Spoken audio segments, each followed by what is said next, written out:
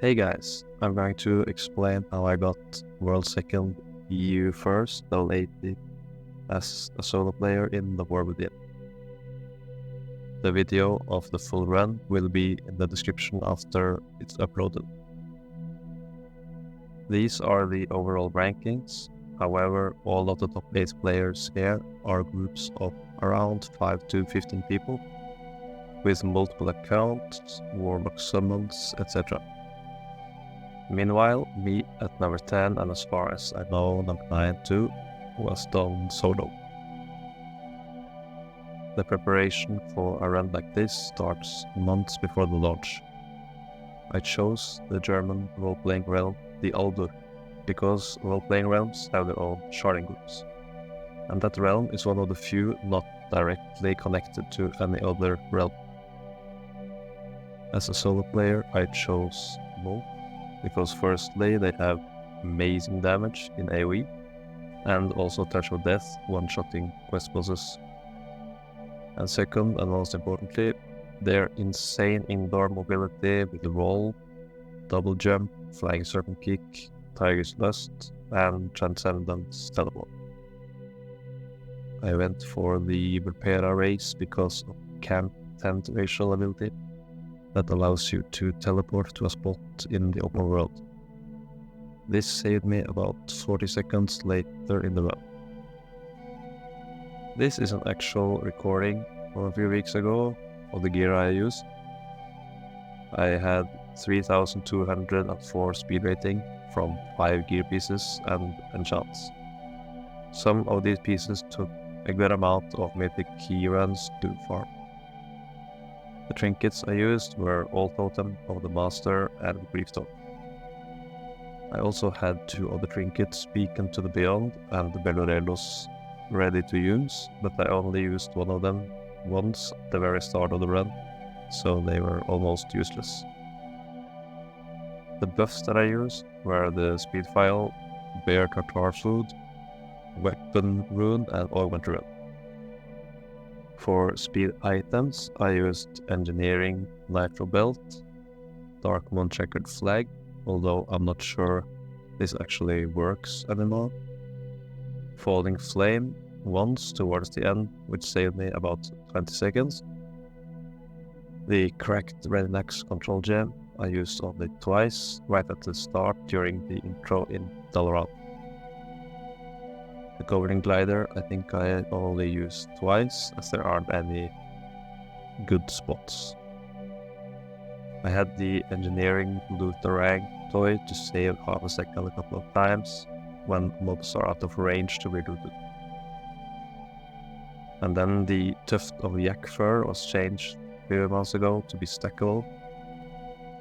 So I had prepared 99 of these from Peng Song in Pandaria and used these for almost all open world movement outside of Dragon Riding.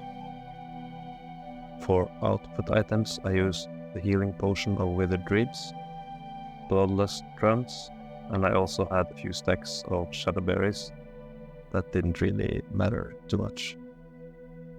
I didn't actually use any of the DPS potions because it puts my Nitro Belt on cooldown, and I didn't find any extremely valuable spots for the DPS potion compared to the Nitro Belt. I also used the Blackmoor Fair buff, which gives 10% experience gain for about an hour. This required me to log out in my spot 12 days before the launch. As for other items, I didn't use that many. I used the 3 different guild banners that give experience from mobs when placed, and these worked on the bonus objectives in the first zone. I also used several teleport items at the end of my run. The 3 guild cloaks, Ocean of People, Dalaran Ring, and the Vulpera racial I mentioned earlier. For add-ons, I used Auto Turn In, and Weak Auras for banner cooldowns, role-playing timers to know how much time I have to disenchant, refresh my consumables or vendor items, and also some reminders for War Mode, Checkered Flag, and equipping Teleport Cloak and Ring. Now that the preparation is out of the way, let's continue to the route.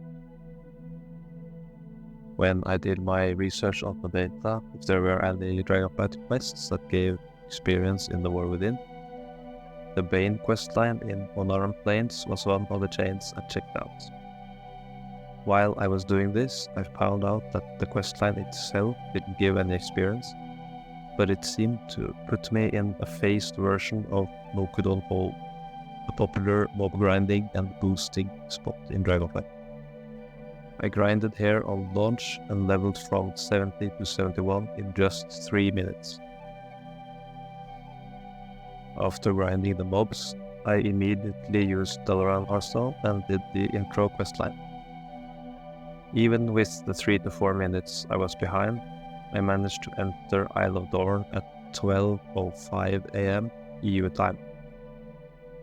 In Dorn, I did only the campaign until completing the Proscenium quest. I was planning to keep War Mode off until towards the end of Dorn, but since I had a great feeling, I decided to turn it on before this quest instead.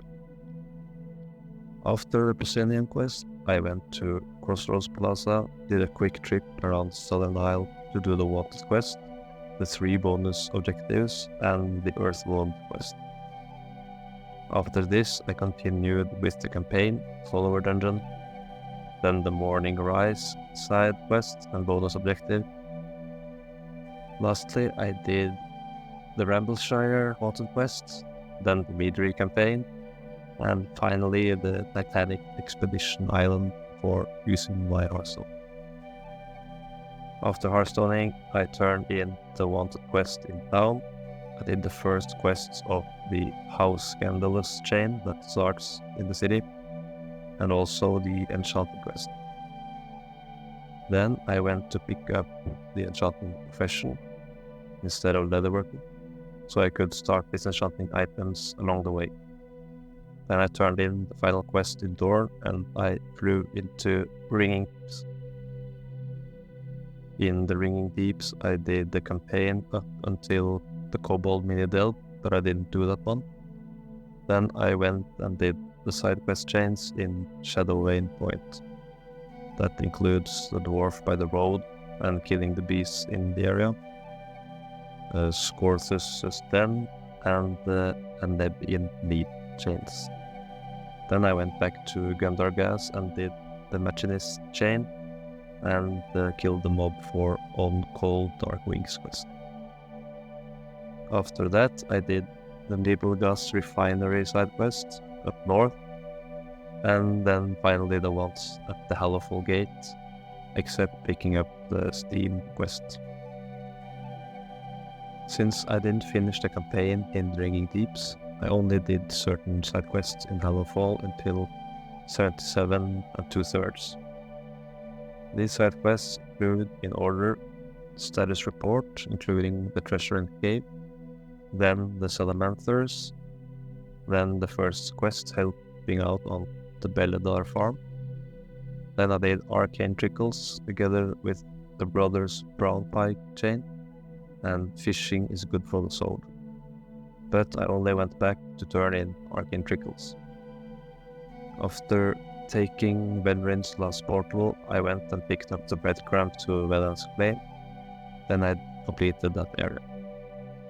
Finally, I did one of the quests from the fish in the water before Hearthstoning and turning in the earlier quests until level 77 2/3. After Hallowfall, I used Teleport Cloak to Orgrimmar, and then I turned in some quests there and did a world tour of turning in Death Battle quests. These quests took around 5 to 7 hours to prepare. Due to some of the loading screens, I think I actually lost some XP per hour turning in some of these quests, but since I had already finished calculating the run, I had to complete this tour. Then at 79, I used the Vilpera Tent ratio to Eldrac Mountains and turned in 7 quests there. These quests took by far the longest time to prepare, as I had to play a total of 109 Ultra Quali matches. Including the queue time, this took me between 60 to 70 hours. After the Alterac turn-ins, I went over to Dornogal, bought some materials for crafting, swapped engineering for leatherworking, so I could have access to the first 2 crafts. Then I trained all the enchanting recipes available at 15 skill, used Brackenhide teleport to Iskara in Dragonflight for the 10% war mode and the Dream Search and 5% experience bonuses. And I did 6 enchanting crafts and 2 leatherworking crafts. Lastly, I headed back to Dornogal and I did the 7 final leatherworking crafts to get all of the 15 first crafts of experience. All in all, this was the best launch run I've ever had, and I did an unholy amount of preparation for it, as you can see in my documents here. I also have around 50 hours of beta footage from test runs, experimenting with timescapes, professions and more. Counting everything, the total time it took to prepare this run is about 350 hours over 3 months. However, everything went perfectly according to my preparation and plans. It was really fun and I'm looking forward to the next one already. If you have some feedback or questions, feel free to comment. Thanks for watching.